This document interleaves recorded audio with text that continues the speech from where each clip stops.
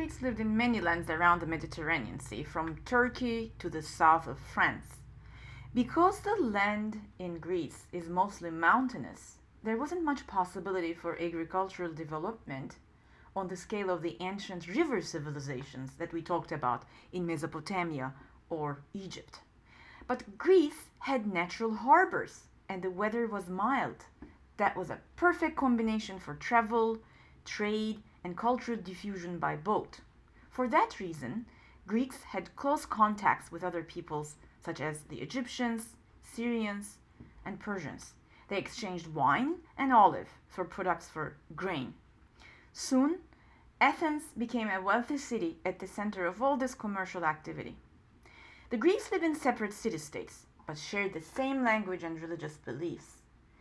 These grew into city-states usually centered on an agora, that is, marketplace, with an acropolis, that's fortified hill, for defense.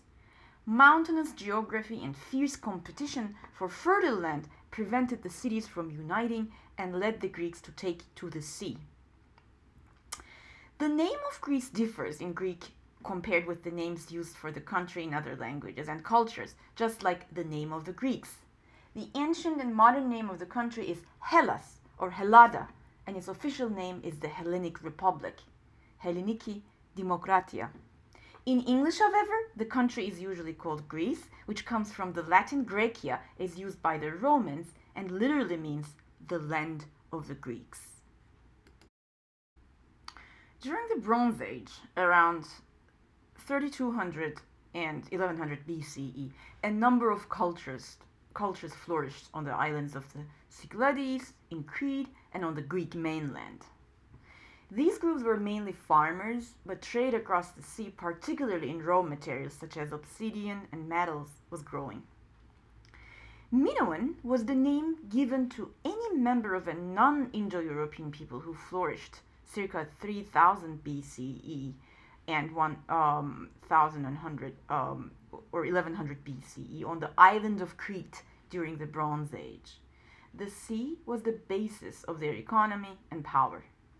Their sophisticated culture, based on Knossos, was named for the legendary king Minos. It represented the high civilization in the Aegean area.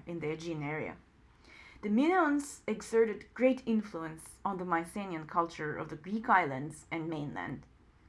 Minoan culture reached its peak circa 1600 BCE and was noted for its cities and palaces, extended trade contacts, and use of writing. Mycenaean culture flourished on the Greek mainland in the late Bronze Age from about 1600 to 1100 BCE, and the name comes from the site of Mycenae, where the culture was first recognized after the excavations in 1876 of Heinrich Schliemann. And you see the picture of Heinrich Schliemann. The Mycenaean period of the later Greek Bronze Age was viewed by the Greeks as the age of heroes, and perhaps provides the historical background to many of the stories told in later Greek mythology, including Homer's epics. Objects and artworks from this time are found throughout mainland Greece and the Greek islands.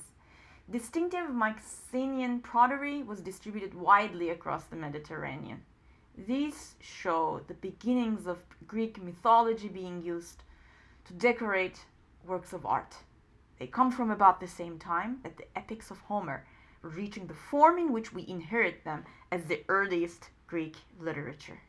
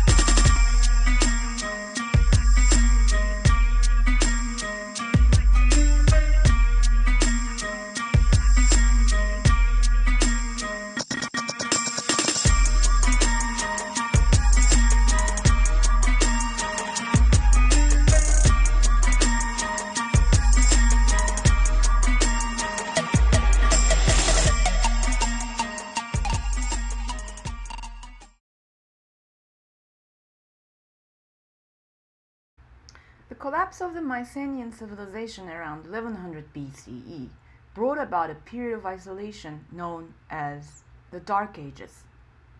During the decline of the Mycenaean civilization, circa 1400 to 1100 BCE, the region was overrun by waves of invaders from the north. Later, Greeks attributed this fall to the Trojan War, which supposedly kept the Mycenaean leaders and soldiers away from home for so long. These peoples, Archeans, Aeolians, Ionians, and Dorians, were illiterate, so little is known of the Dark Age until 800 BCE. But by around 800 BCE, the revival had begun as trade with the wider world increased. Through their trade with the Phoenicians, the Greeks acquired and adapted the Phoenician alphabet. And that's how writing re-emerged. Arts and crafts seem to re-emerge along with writing, and city-states, that is the polis, developed. As I said in the beginning of this presentation, city-states usually centered on an agora, that is the marketplace, as you see in this picture, with an acropolis, fortified hill, that is, for defense. So it was important that the city centered on a mountainous place, not very close to the sea. Mountainous geography and fierce competition for fertile land prevented the cities from uniting and led the Greeks to take to the sea.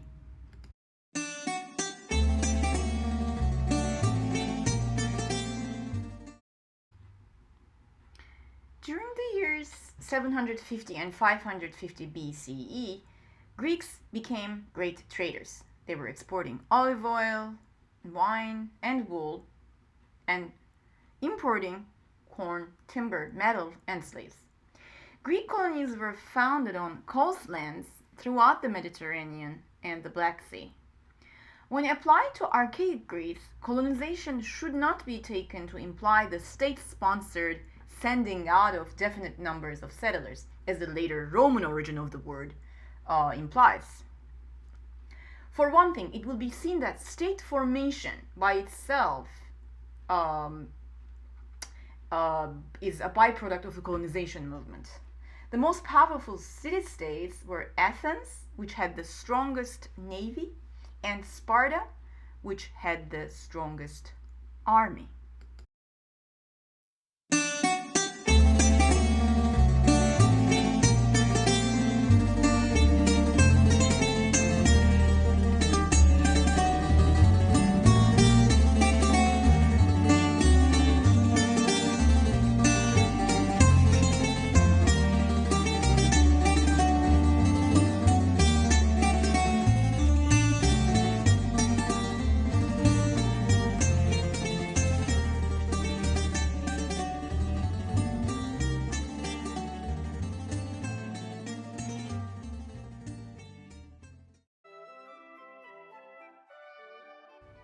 Two of the most distinctive forms of freestanding sculpture to emerge during the archaic period of Greek art were statues of youth, that is kurai, and maidens, korai.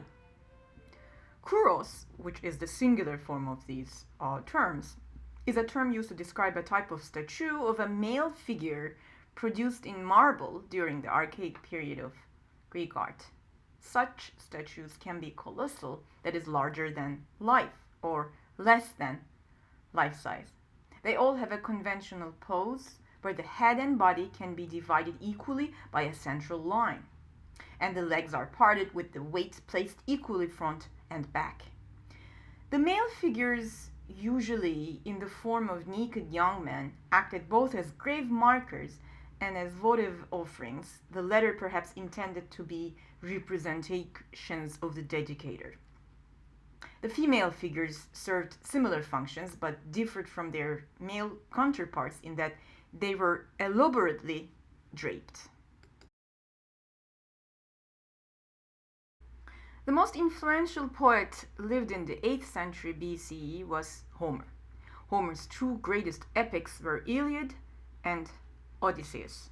Iliad was the tale of Achilles' heroic wrath, and the Odysseus was the story of the Greek warrior Odysseus' 10-year travels to return from Troy. The Trojan War became the basis of Homer's influential epics.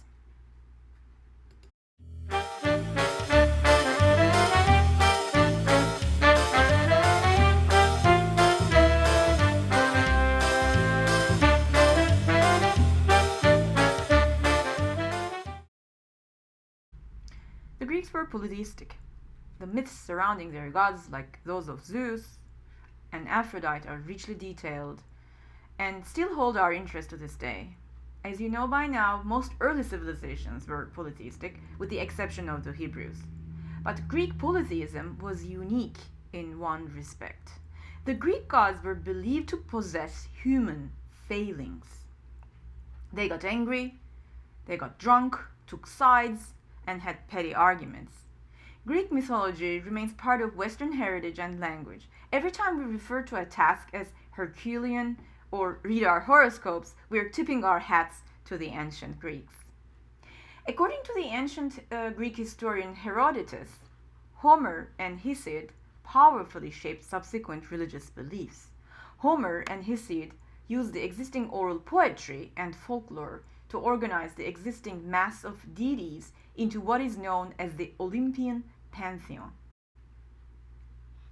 Like Mesopotamians, Greeks also sacrificed to their gods, but in contrast to the Mesopotamians, Greeks sacrificed things of relatively little value. Unlike in Egypt and Mesopotamia, powerful religious institutions never developed in ancient Greece. Each temple had a priest or priestess, but their duties were usually part-time activities requiring little training.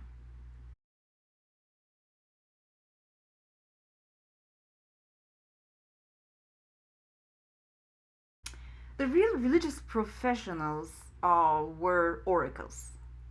They were people who interpreted divine will.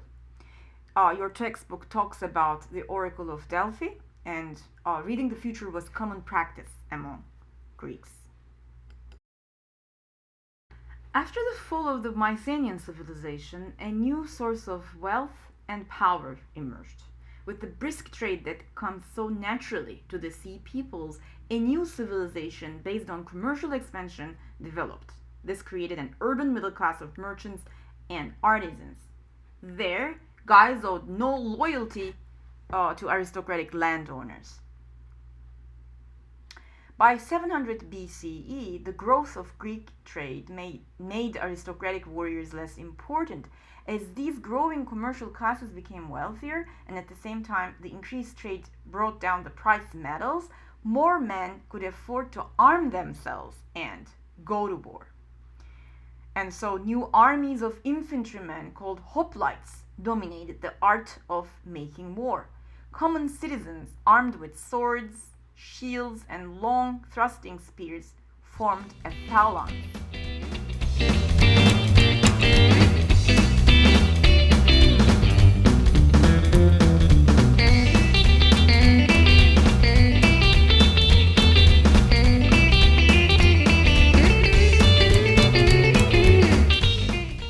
Common citizens armed with swords, shields, and long thrusting spears formed a phalanx. They fought in ranks, 8 or more men deep, and as wide as the number of troops available. They stood close together. Half of the shield of one man protected his neighbor on his left side. This, interestingly, meant that the phalanx often moved forward at a slight angle to the right as men sought to keep behind the shield of their neighbor. This resulted in the left flank usually breaking formation first, and so this was the flank a competent commander would attack with priority, and he would therefore ensure he had his best troops on his own right flank. Hoplites were instrumental in Greek warfare and the victories of Greek armies over Persia at the Battle of Marathon, for example, during the Greco-Persian Wars.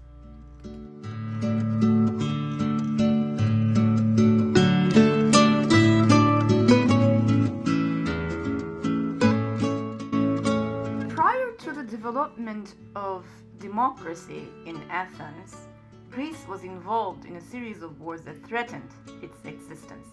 The Persian Wars from 499 to 449 BCE united all the Greek city-states against their mutual enemy, Persia. The Persian Empire was the largest empire in the Mediterranean and Mesopotamia to date. Much of Athens was destroyed in these wars, but Greece held on, and the wars ended in a stalemate. Two huge victories by the Greeks, one at Marathon and the other at Salamis, allowed the Greeks to gain control of the Aegean Sea. The Greek historian Herodotus wrote about the Greek-Persian Wars in his seminal work titled The History. It was tremendously important that a small city-state such as Athens could defeat the big Persian Empire. With Persia held back, Greece was free to enter into an era of peace and prosperity, which is often called the Golden Age of Pericles.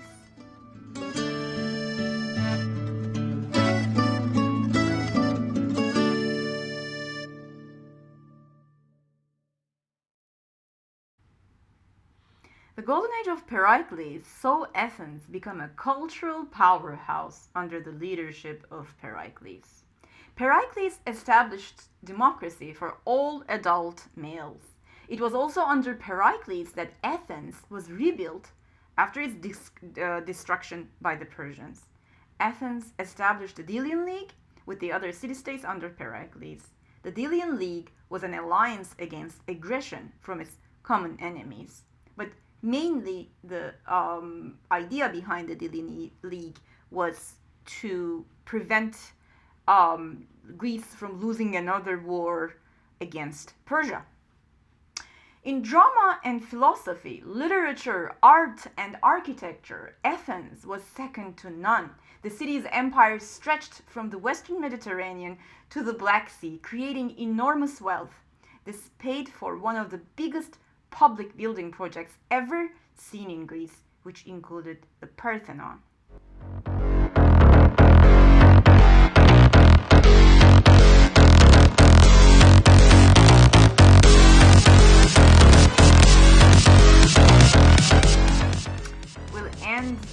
This chapter with the Peloponnesian War, this destruction, disillusion, and the search for meaning.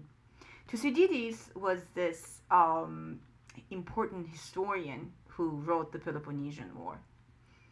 And the Peloponnesian War that took place between 431 to 404 BCE was an ancient Greek war between the Delian League, which was led by Athens, and the Peloponnesian League, which was led by Sparta. Historians traditionally divided the war into three phases. I'm not going to delve into those different phases, but in the end, it's important to note that Sparta won. The overall effect of the war in Greece proper was to replace the Athenian Empire with a Spartan Empire. After the Battle of Agaspotami, Sparta took over the Athenian Empire and kept all its tribute revenues for itself. Sparta's allies, who had made great sacrifices in the war, then had Sparta got nothing.